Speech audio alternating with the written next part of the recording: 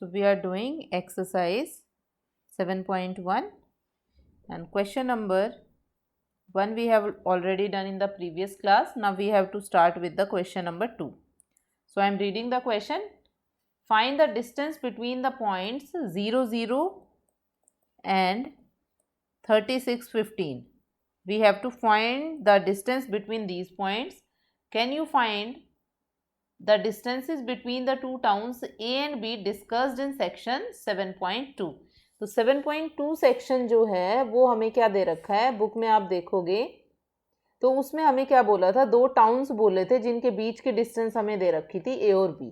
तो पूछा गया है कि अगर आप इन दोनों के बीच की डिस्टेंस फाइंड कर सकते हो तो क्या आप किसी भी दो टाउन A और B के बीच की डिस्टेंस फाइंड कर सकते हो. तो ऑब्वियसली हमारा आंसर क्या होगा, येस. रीजन बीइंग कि अब हमें डिस्टेंस फार्मूला पता है, we can find the distances between any two points. तो हम किसी के बीच की भी डिस्टेंस फाइंड कर सकते हैं, बस हमें जो वो पॉइंट है उसकी पोजीशन पता होनी चाहिए, लोकेशन पता होनी चाहिए. तो ये हमारा पॉइंट हो गया. अब लिखते हैं डिस्टेंस फार्मूला. डिस्टेंस फार्मूला में क्या होता है, हमारे पास नेम दे देते हैं x1 x2, जैसे भी आपको नेम देना है.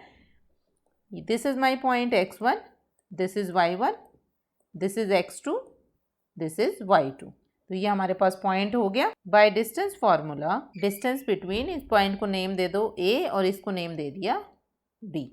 तो यहाँ पे लिखा मैंने distance between A and B equals to, क्या होता है डिस्टेंस फार्मूला हमारे पास, square root of x2 minus x1 square plus y2 minus y1 square. ठीक है. अब x2 हमारा पॉइंट कितना है, 36. तो 36 लिखना है यहाँ पे, minus x1 0 it's square plus 15 minus 0 it's square under the root. तो यहाँ से क्या है हमारे पास, 36 स्क्वायर प्लस 15 स्क्वायर. यहाँ से हमारे पास आया स्क्वायर रूट ऑफ 1296 प्लस 225. दोनों को ऐड किया तो यहाँ से आ गया हमारे पास 1521. तो क्या इसके स्क्वायर रूट फाइंड कर सकते हैं, देखें स्क्वायर रूट फाइंड आउट करके कंप्लीट आता है कि नहीं. 3 3 9 6 2. तो ये हमारे पास कंप्लीट स्क्वायर रूट क्या आया है इसका, 39. और हमारे पास क्या दे रखा है, कुछ भी नहीं दे रखा. तो जो डिस्टेंस होगी वो हमेशा किस में होगी, यूनिट्स में. तो यहाँ पे 39 के साथ यूनिट्स. ठीक है. फिर उसके बाद जो हमारा सेक्शन 7.2 है उसमें हमें क्या दे रखा था, टाउन्स के बीच की डिस्टेंस दे रखी थी किलोमीटर में. मतलब ये जो पॉइंट्स थे ये किलोमीटर डिस्टेंसेस पे थे. तो डिस्टेंस कितनी आ जाएगी हमारे पास, distance between town A and B equals to 39 kilometre. जो हमने अभी फाइंड किया है वही टाउन की पोजीशन दे रखी थी. तो ये हमने फाइंड कर लिया यहाँ पे. Now the next question is question number 3. बहुत इंपॉर्टेंट है, चांसेस हैं एक क्वेश्चन आने के. क्वेश्चन 3 है हमारे पास, determine if the points are collinear. Collinear का मतलब होता है हमारे पास सेम लाइन. को मतलब सेम, लीनियर मतलब लाइन, कि तीनों पॉइंट जो है वो सेम लाइन पे लाई करने चाहिए. तो ये सपोज मेरे फर्स्ट पॉइंट हो गया, ये सेकंड पॉइंट हो गया, इसको B नेम दे देते हैं, ये C. A पॉइंट ले लिया मैंने 1 5, ये मेरा 1 5 हो गया. B पॉइंट ले लिया मैंने 2 3, ये 2 3 पॉइंट हो गया. और C पॉइंट मैंने ले लिया -2 and -11. Don't look at the position कि हमने लेफ्ट में लिया है कि राइट में लिया है. ये जस्ट आपको नोटेशन के लिए मैंने बनाया कि शेप ऐसी होनी चाहिए यहाँ पे हमारे पास. अब देखो तीनों पॉइंट्स लाइन पे कब लाई करेंगे, ऑब्वियसली जब A से B की डिस्टेंस B से C की डिस्टेंस इक्वल होगी AC के. कैसे लिख सकती हूँ मैं इसको, और AB plus BC equals to AC. अगर ये कंडीशन मेरे पास फुलफिल हो जाती है, this implies ABC lies on the same line, lies on same line, और ABC are कोलिनियर. ठीक है। तो मेन हमारी कंडीशन क्या होती है, जब भी आपके पास कोलिनियर की बात हो तो इंडिविजुअल दोनों के बीच के डिस्टेंसेस का सम फर्स्ट और लास्ट के सम के इक्वल आना चाहिए। आप जिस भी अकॉर्डिंगली मार्क कर रहे हो, आप जिस भी पॉइंट को ए बी नेम दे रहे हो, तो A B plus B C किसके इक्वल होना चाहिए, ए सी के। तो हमारा टारगेट क्या हुआ यहाँ पे, हमें तीन चीज़ें फाइंड करनी है, the distance A B C A C, ये तीनों फाइंड हो गई। फिर दोनों का सम दिखाना है ए सी के इक्वल आता है कि नहीं आता। अगर इक्वल आता है तो इट मीन्स कोलिनियर है, इक्वल नहीं आता तो दे आर नॉट कोलिनियर। तो लिखना शुरू करते हैं ये चीज़ें। सबसे पहले हम फाइंड करते हैं A B. Now A point क्या नेम दिया है मैंने 1 5 और बी को नेम दिया है मैंने 2 3। तो ए बी कितना आ जाएगा, यहाँ पे सी भी लिख लेते हैं दोबारा से, -2 -11। ए बी क्या आ जाएगा, इसमें से ये सब्ट्रैक्ट होगा, यानी कि 2 - 1 स्क्वायर प्लस 3 - 5 स्क्वायर। तो यहाँ से आया 1 स्क्वायर प्लस -2 स्क्वायर। तो ये बना 1 + 4 स्क्वायर रूट, तो हमारे पास आ गया स्क्वायर रूट ऑफ 5। ठीक है, क्लियर यहाँ तक। सेकंड आता है बी सी। बी सी में हमें सी में से बी को सब्ट्रैक्ट करना है, -2 - 2 स्क्वायर प्लस -11 - 3 स्क्वायर। तो ये बना हमारे पास 0 और ये बन गया -14 स्क्वायर, और पॉजिटिव होता है तो स्क्वायर रूट ऑफ 14, तो यहाँ पे आया 14। ठीक है, क्लियर हुआ है यहाँ तक। नहीं, -2 - 2 क्या होगा, -4, 0 नहीं होगा, सो -4 स्क्वायर। तो यहाँ से हमारे पास सॉल्व करके क्या बना, 4 4 = 16 प्लस 14 14 कितना होगा, प्लस 196। सॉल्व करके कितना आया हमारे पास, 212 स्क्वायर रूट। अब इसका भी देखना पड़ेगा ब्रेक करके हमारे पास स्क्वायर रूट क्या आता है। ठीक है, दूसरा हम क्या कर सकते हैं, इसको सॉल्व करने की बजाय यहीं से हम क्या ले लेते हैं, इसमें से 2 कॉमन लेने की कोशिश करते हैं, आता है square root of 53। Now the next is A C. A C मतलब ए और सी पे डील करना है, यानी कि सी में से ये सब्ट्रैक्ट होगा, -2 - 1 स्क्वायर प्लस -11 - 5 स्क्वायर। तो ये हमारे पास आया square root of -3 square plus -16 square. ठीक है, तो ये बना 9 प्लस, तो ये आएगा यहाँ से 256, ये बन गया 265। इसका स्क्वायर रूट नहीं फाइंड होगा। अब आपको खुद दिख रहा है यहाँ पे इनका सम नहीं इक्वल होगा, तो हम लास्ट में लिखेंगे A B plus B C is not equal to A C, therefore A B C are not collinear. तो ये कोलिनियर पॉइंट्स नहीं होंगे। इंपॉर्टेंट क्वेश्चन है, अच्छे से करना है। Now the next question is question number 4। Check, जो भी आपको 3 पॉइंट गिवन है are vertices of isosceles triangle. अब आइसोसेलेस ट्राइंगल का मतलब क्या होता है कि हमारे पास कोई भी 2 साइड इक्वल होनी चाहिए, एनी 2 साइड्स इक्वल। ठीक है, कोई भी इक्वल होनी चाहिए हमारे पास। अब यहाँ पे पहले तो इसको एक ट्राइंगल की फॉर्म में बना लेते हैं और फिर उसको नेम दे देते हैं। Suppose this is the triangle, मैंने इसको नेम दे दिया PQR। ठीक है, P पॉइंट मैंने लिया यहाँ पे 5 -2, कोई पॉइंट कहीं पे भी ले सकते हो आप। Q हो गया 6 4, R हो गया 7 -2। ठीक है, 3 पॉइंट ले लिए। तो मेरे पास क्या केसेस बनेंगे फॉर आइसोसेलेस। केसेस क्या होंगे हमारे पास, case 1 PQ = PR। Second case क्या बनेगा, PQ इक्वल हो सकता है QR के। और थर्ड केस हमारे पास क्या हो सकता है, PR इक्वल हो सकता है QR के। यही 3 केसेस बनेंगे। फर्स्ट साइड सेकंड के इक्वल हो, फर्स्ट साइड थर्ड के इक्वल हो, या सेकंड साइड थर्ड के इक्वल हो। तो हमें क्या करना है, हमें तीनों डिस्टेंसेस फाइंड आउट करनी है। कोई एक भी कंडीशन अगर सेटिस्फाई होती है तो इट मीन्स आइसोसेलेस है, अदरवाइज नहीं है। तो अब फाइंड करते हैं। नाउ P कितना है, दोबारा से पॉइंट की वैल्यू लिखनी है आपने, 5 -2, Q is 6 4, R is 7 minus 2। ठीक है, डिस्टेंस फार्मूला एक ही बार लिख दो ताकि बार बार लिखने की ज़रूरत ना पड़े।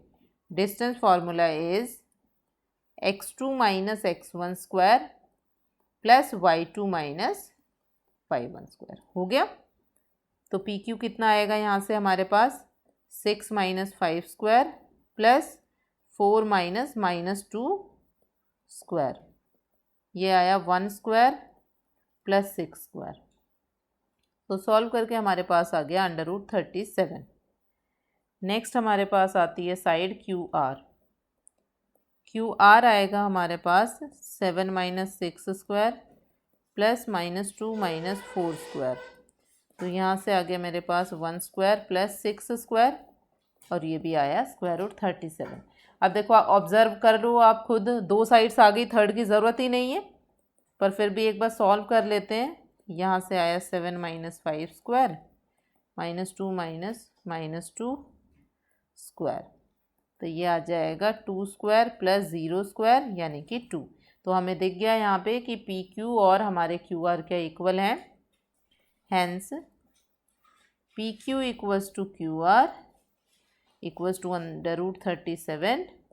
Therefore triangle P Q R is an isosceles triangle. अब देखो ये क्वेश्चन किस सेंस में इंपॉर्टेंट बनता है।